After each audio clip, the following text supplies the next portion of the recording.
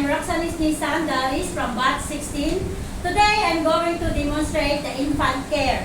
When you say infant care, you have to take good care of the neonate. When you say neonate, from 0 to 1 month. And you say infant from 1 month to 12 months or 1 year. But before that, before I will proceed to the procedures, I have to discuss first what is growth, because we're talking about the growth. Growth, this is the changes of the body of the infant. And while the development, it is a continuous process of the maturity of the infant or the neonate. And then before that, we have the materials here, everything that the babies needed. We have the dress, we have the swaddling blanket, we have the diaper, we have the containers, and everything. We have also the baby tub. But before that, we have also steam sterilizing and the crib, of course. We have also the brush and the baby bottle. And before that, we have to proceed down weavers. Okay, weavers. W, we have to wash our hands. Why we're going to wash our hands? Because this is to avoid cross-contamination from me to the patient or to the baby. Then, equipment, E, we have to gather all the equipment to avoid time consumption. And then A, I have to announce my presence to the patient or patient so that she or he knows who's entered the room to give his alertness or the alertness of the patient. And then, hello ma'am, good afternoon, how are you ma'am? Madam, I am the caregiver today for your baby. I'm Roxan N Darris. And then what is that? Then A, announce your presence. E, B, verify. Verify the mother or the baby, because the baby cannot talk, so you have to verify first the mother. Ma'am, what is the name of the baby, ma'am? Hannah Abdallah. Okay, baby Hannah Abdallah. Okay. Ma'am, today, ma'am, I'm assigned as a caregiver for your baby, and I have to give her a bath. I have to give her a feeding, and then I have to change the diaper, and I have to do everything, ma'am, before I will leave your room, ma'am. Is that okay for you, ma'am? Yes. Okay, I will just check the baby, ma'am. Hello, Hannah Abdallah. How are you? And then, you have to talk to the baby every time, because communication, this is good. And communication to the baby, it makes the baby like you, that someone is on her or his side, and then to make his alertness and attentiveness. And about that, apply after the explaining, you have to check the respect. Why we have to do the respect? We have to close the curtain. Must be the family only. Inters or the mother only. We have to respect the privacy. The mother and the visitors. And then the safety, we have to check the bed, if it is good, it is strong. The baby tub, it is good. The safety, the water that we are going to use, the thermometer, the water temperature is good, or it is not hot or it's not cold. Of course, the room, we have to check also the temperature of the room. Must be the room not so cold, not so hot. Okay? If possible, if we are going to take the bathing later, we have to turn off the air condition for the safety of the baby. Okay? And then, after that, let's proceed to the swaddling. When you say swaddling, I have to take the baby. Hello, Hannah. How are you? Oh, baby. Hello, Hannah. But we have to make sure that we are holding the baby, the neck. We protect the baby, the neck and the head. And we must carry it with love and care as a holistic care given to the baby or to the patient. And then, this is the baby. Hello, Hannah. I will just put the swaddling blanket. First, I have to demonstrate how to do the swaddling blanket. We have to use it like this, like a diamond. There are two kinds of swaddling blanket. First, the with cup and without cup. Hello, baby Hannah. I have to do first the swaddling. You have to make sure the head and the neck of the baby to protect safety and security. Okay? Okay. Like this. If you are holding like this and you want to put something, you have to hold the baby. Put bull hold first. Okay? And then like this.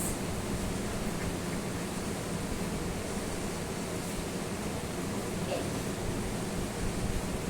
Hello, Hannah. Okay, and then put her. Always talk to the baby. You have to communicate always the baby so that she knows you're present and she feels the love and the care from the other person aside from her mother. And then this is, I will do the swaddling without cup. When you say without cup, you have to, hello Anna, just wait a minute, okay? You have to move this one so that you will avoid the injury of the head of the baby. Okay?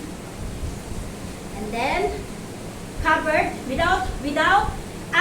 but first thing, you have to dress the baby. Don't let the baby like this. Assuming that the baby already have a clothes, okay? She's already have a clothes because I will demonstrate how to do the swaddling. Assuming that she's already a clothes, and then I have to do the swaddling. This is without cover, huh? Without cover. Okay, hold. Just wait, Hannah. Just wait, Hannah. Okay. I have to hold a little bit. Okay, just wait, Hannah. Like that. Without cover, but make sure it's not so. Okay, and then you have to cover the baby. Hello. Okay. This is swaddling without cup.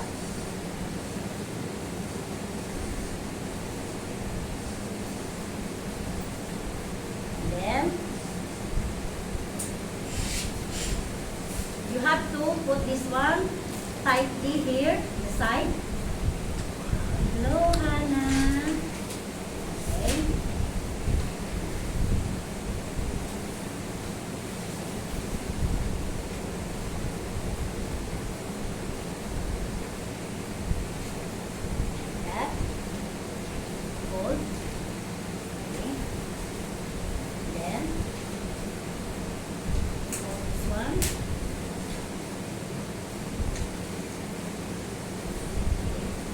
Without cup. Then, like this.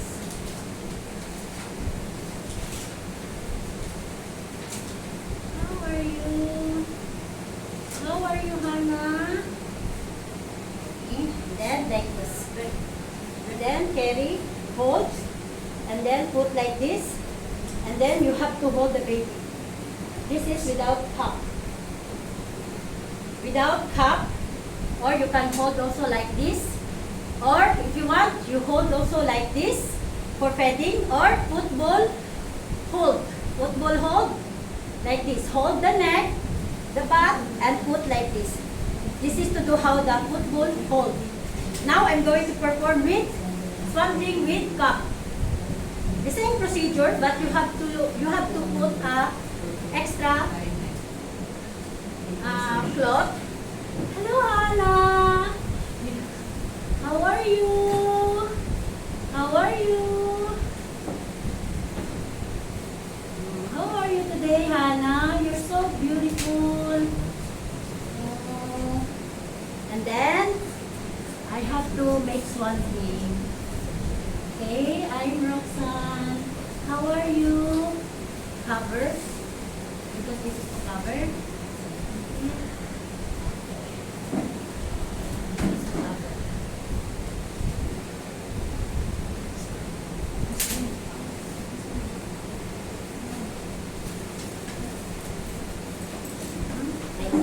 cover. And then, like, how are you, Hannah? Oh, just wait a while. Okay, just wait a while.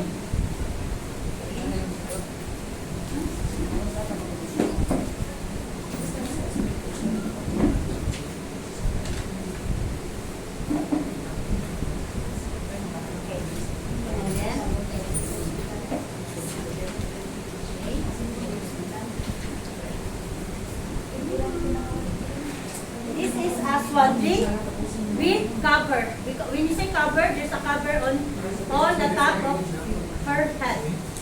A cup, like this. Because before, there's no cover, there's no cup. Now, there's already a cup. Okay. Then, you can hold like this, or you can hold like this for feeding. You have to always support. Always support the neck and the head of the baby and the butt of the baby. Okay? Just steady like this. Don't do like you are swinging the baby. No, it's not allowed. Because this is very sensitive, especially the brain. And then you have to do football hold. If you are holding something like this. Football hold.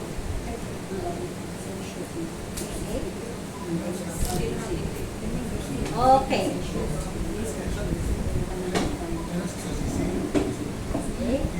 Hannah, how are you?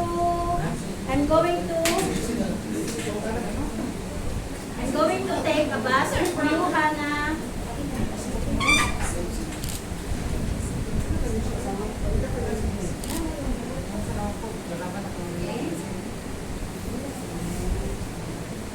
I'm going to take a bath for you. Now, we have the containers here. We have the one container with water and the other one without water. We have the cotton balls. We have the plastic. Here, we have used the two cottons. First, we are going to wash the face of the eyes of the baby or the neonate or the infant. So, I have to soak the water here.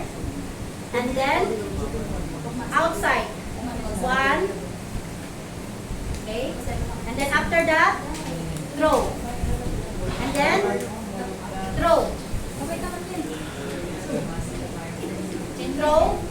and then the other one, from the forehead. This is a new cotton, okay, new cotton ball, pour it with water, and then, from the forehead, inner, and then outside, two. Then throw. And then take again. This is the new cotton ball. Water. Soak it with water. Then from forehead to the here, temporal. And then throw. And then soak with water, the cotton, temporal, from the cheek to the nose. Okay? And then throw. And then soak with water. Okay. And then from the cheek to chin. Okay. From the chin. Throw. And then from the neck, from inside to outside. Okay. Throw. About cleaning the nostril, you are not going to use the cotton buds. Just use the suction for the nose, suction for the baby. If you check if the nose of the baby or the infant is dirty, just use the suction for the nose. Then after that, take again the cotton balls, soak again, and then you have to clean the ears. From inside the ear, then behind the ear. Okay, clean, and then throw. That's it for the face of the baby. Finish, I'm done already. Now we're going to check if... Hello, Hannah. I'm going to check your diaper. Okay. Assuming how to... the diaper, okay. How to change the diaper. We are not going to throw the diaper. This one, we are going to use first we are going to clean before we throw the diaper. First, we have to take the cotton balls and then soak it with water. This is a clean. And then check if the baby, she has rashes or skin irritations. Okay? And then wipe here inside. Do the perennial care. As you are doing to the female perennial care, do it also for the baby. But you have to avoid to touch the female genital of the baby, especially the female genital of the baby. Because the female genital, the baby is very sensitive about it. Why? Because it makes the baby a sexual urge. If you are going to touch the genital part of the baby, so avoid that one. You have to clean only outside, here side, and then check the back if she has rashes, and then clean slowly, and then from this one must be here, not inside, no, outside like that, outside, okay, from the back, and then throw, and then after that, if it is clean already, you can fold the diaper like this, remove, and then that's it. Then throw here. But if the baby, we have to change. We have to use the size of the diaper of the baby. Like for example, Hannah is a small unit, so I used to use the diaper small, not very big. Why? Because if big, there's a tendency that it will spoil the feces or the urine. So must be fit to her. And then, hello. Just wait a minute, Anna. How are you? Okay, then lock like this. And then lock. And then lock. And then after that, you have to fold like this. Why? Especially those new baby or infant that has still umbilical cord, you must fold this one to avoid also irritation, skin irritation. So you have to fold this part here, like that. This is how to change the diaper. But always remember, you are not allowed to put any ointment or powder after taking a bath the neonate or the infant, because it's not allowed. You have to follow the doctor's order or the physician's order. Don't put anything without the doctor's prescription. Okay. Then after that, after cleaning Hannah, okay, then I have to cover her, assuming that she is already dressed, not yet remove all the clothes, because I have to take a bath. The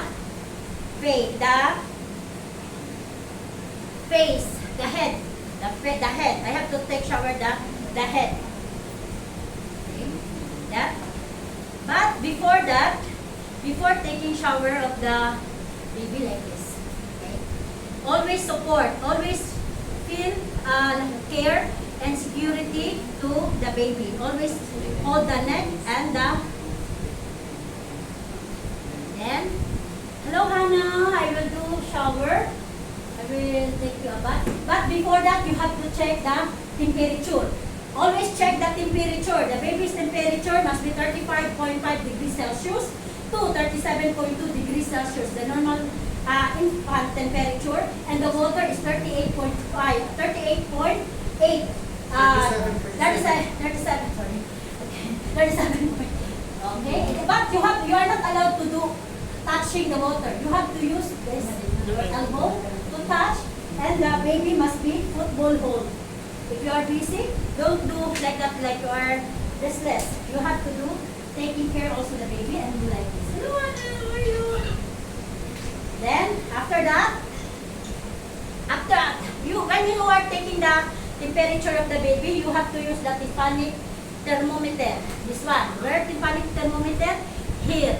Because you have to check if the baby has fever. Because sometimes if the baby receives a vaccination, there's a time that the baby feels fever. Because it fights the the immune system fights the antibodies injected to her. Okay. Then if it is wet, it is good. And then that's the time. No, Hannah, I will shower you, Hannah. Then put bowl hold. There's a baby tub. There's a what you call this? A baby chair here. You can put the baby like this. You can put the baby like this. And then you have the water. Okay, the water here.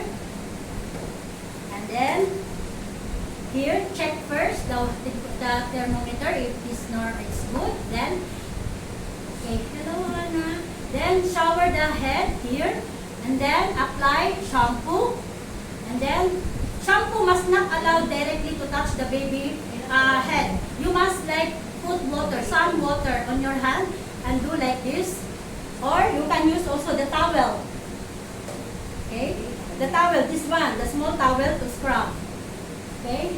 It's little by little, you have to do it carefully. Okay? You should show love and care, safety and security to the baby. As the most of hierarchy, we have to follow that one, always. Then after that, you have to rinse the baby. This is a water. You have to rinse also here. Okay? That or rinsing. And then make sure that you cover the ears of the baby while taking the bath of the head of the baby so that the water will not enter to the ear of the baby to avoid wax. And after that, here, put here, and then you have to wipe the head of the baby with clean towel. Okay. How are you? Feel good, Hannah? Feel better? Then after that, then you have to remove. Make sure the air condition is closed. Okay? To avoid the hypothermia.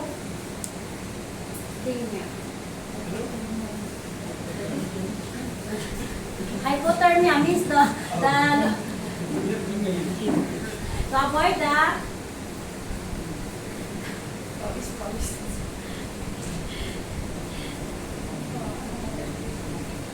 okay, and then after that, now Hannah, we will go to the shower. Okay, after cleaning, then we will proceed here. And then shower slowly. You can put also shampoo on the water, and then you have to hold her. Okay, and then you can put also in there.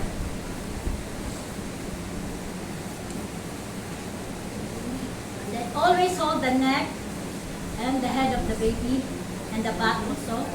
And then after that, you can do the back like this. Okay, always put high the head. And then put the shampoo and then wrap this one, baby. Okay. All after cleaning, and then wash.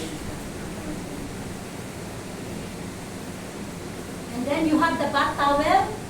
You have to move the bath towel here. Okay. And then rinse. Hi. Breathe. Oh. Be brave. How are you? It's good now. And then after that, we have to remove this one because this is already wet. Maybe always put like this.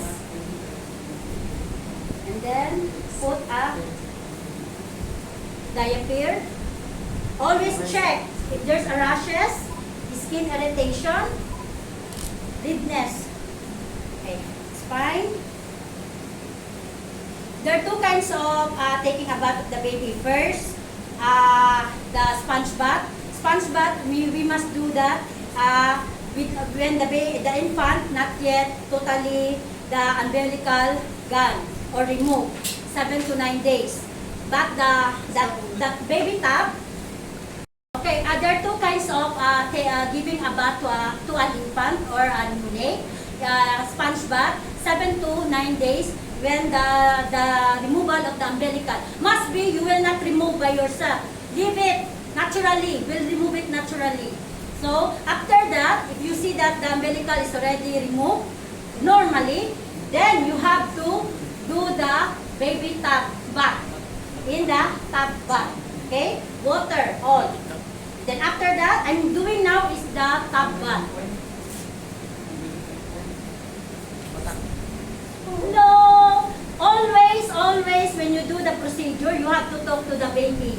You are smiling with her, you are laughing with her, so that she feels the care and love of a caregiver. Like she wants to be with the other person. Aside from her mother, she feels to be with the other person. And then, remove this then fold this one. And then, always fold this one, the diaper. Must be the diaper exact, exact to her body. The small size or medium. And then, do like this. Always protect the head and the neck. And then, put the clothes.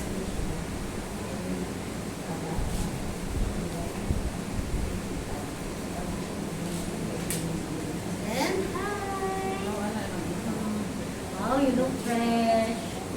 Oh, you're so pretty, Hannah. Mashallah. That.